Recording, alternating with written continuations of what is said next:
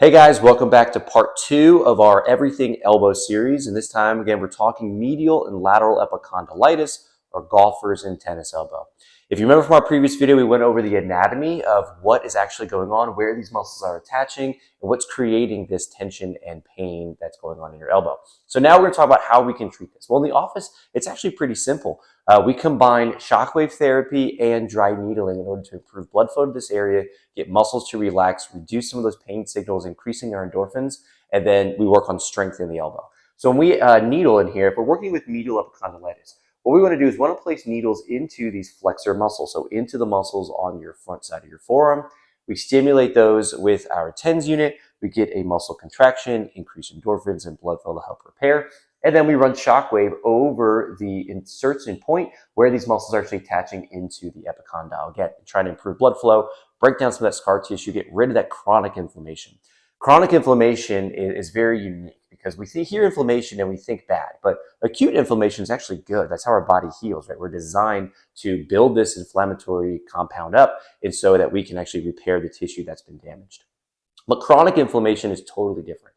It's like if you've gone for a long walk outside, right? You're going to hike outside in the forest, you're really, really hot and you're tired and you're thirsty, and you come across this pond of water and it's green and murky and yucky and just like, ugh, right? You wouldn't want to drink from that. That's what chronic inflammation is. It's just this stagnant pool of inflammation and damage that's just sitting around, and your brain is actually forgetting about it, not healing it. You feel the pain, but there's no actual healing going on, right? Acute inflammation is like that raging river, right? Flowing through all the rocks and the sediment and the debris, and it's actually, filtering it out. So if I'm hiking, I'm grabbing that water if I have to drink something. So what we want to do here is create an acute inflammatory reaction so we can flush some of that chronic inflammation out of there. And that's where the shockwave really comes in. For lateral epicondylitis, it's the exact same thing, just on the opposite side of the arm, right? So we place needles into the top side of our forearm through here. We would connect that to our TENS unit, inducing a contraction, helping with endorphins. And then we would run shockwave over this insertion point to, again, create acute inflammation, break up that scar tissue, and improve the healing capacity. We also would do exercises in office, but at home, there's a lot of stuff you can do as well.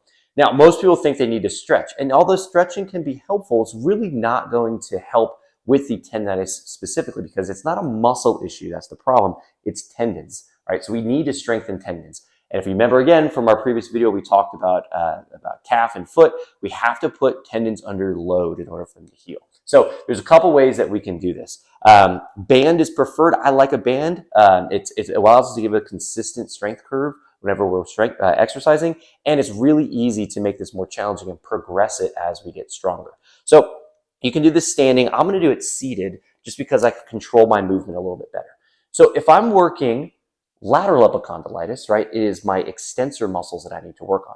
So by getting in a seated position, I'm going to stand on the band.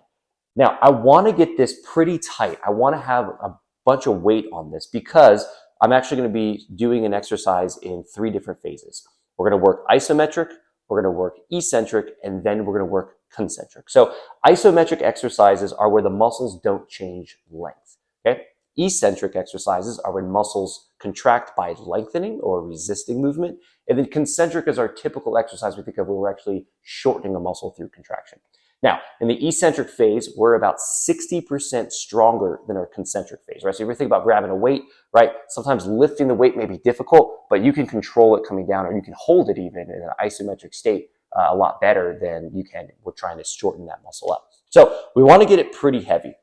Now, we're working extension here, so I'm going to place my arm on my leg here, and I'm going to really try and get it locked in where I can have this stable, really, really stable. I'm going to assist with my other hand so I don't have to actively shorten the muscle. Because again, we talk about when we're shortening those tendons and pulling on the bone, it can be quite painful. So I want to assist myself up, slowly let go, and I'm going to hold this. This is isometric, right? I'm not changing muscle length, but I'm flexing all my extensor muscles here.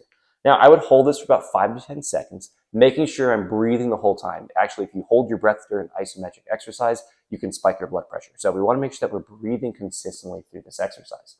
When you feel comfortable after about 5 or 10 seconds, we can actually go into that eccentric or lengthening phase. So I'm going to slowly let my arm drop down. And I can feel the tension being pulled through here. So I'm loading these tendons in a lengthening manner. Now, I'm going to repeat this, making sure I have a good grip, good hold Hold that again, 5 to 10 seconds, letting it sit there, feeling the tension build into my elbow, and then slowly lowering it down. Now, this would be the first phase. You go through this. You can do this 10 to 12 times, right? 3 sets of this every day to every other day, depending on your pain and how much soreness you have afterwards. But we want to eventually work into concentric exercises. And we want to incorporate all 3 kind of movements into the exercise. So whenever you get to a spot where this is starting to relieve symptoms and you're feeling a little bit better, we can add in this concentric movement. So I'm shortening the muscle just using this hand. I'm going to hold in an isometric state, and then I'm going to let it lengthen down. Right? So now I'm using all 3 movements: the concentric, the isometric, and the eccentric. And again, you repeat this 3 sets of 10 to 12. For golfer's elbow, for medial epicondylitis, again, it's the same thing, but now we're going to be working our flexor muscles, right? So I'm going to turn my hand over, grab the band like here. I'm going to assist into this flex state. I'm going to let go. And again, I'm working isometric of my wrist flexors. So I'll hold this for about 10 seconds or so, and then slowly let it lengthen and eccentric. All right, so same thing, assist up, isometric hold, 10 seconds or so, and then slowly let it extend all the way down. And again, we're going to be working into doing all 3 phases so that we can work into concentric, isometric, and eccentric coming down. Now, if you don't have a band, that's no problem. You can use a dumbbell, right? So if you have dumbbells at home, you can use that. But honestly, with this exercise, you can use really anything, right? This little cooler bag I have here, and I just have it full of whatever, right? You can put some soup cans in there. You could put books. You can grab a book bag. Really anything you can to get some weight. And you can even do it in a standing position, right? So if I'm going to work my golfer's elbow, right? Medial epicondylitis. I want to have my arm at a nice 45-degree bend or 90-degree bend. I'm going to assist my arm up. I'm going to let go. I'm going to hold this weight. Right, and then slowly lower it down. And then you can work into this concentric, isometric, eccentric phase. Yeah. And same thing for tennis elbow, right? So we're gonna come here, concentric, isometric, and eccentric. You could do this in seated if you wanted to as well, depending on how tall you are or how tall your chair is, right? So I can still work all 3 phases of the movement there. So hopefully this gives you a little help into kind of treating this on your own and trying to decrease some of the symptomatology.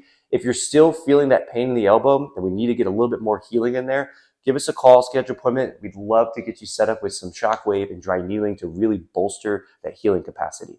And remember, be sure to like, follow, subscribe for our next video series where we're going to be doing everything up into the shoulder. And I hope you guys have a great rest of your day. Remember, be kind to your body, stay healthy, stay active, and you don't just have to live with the pain. See you in the next video.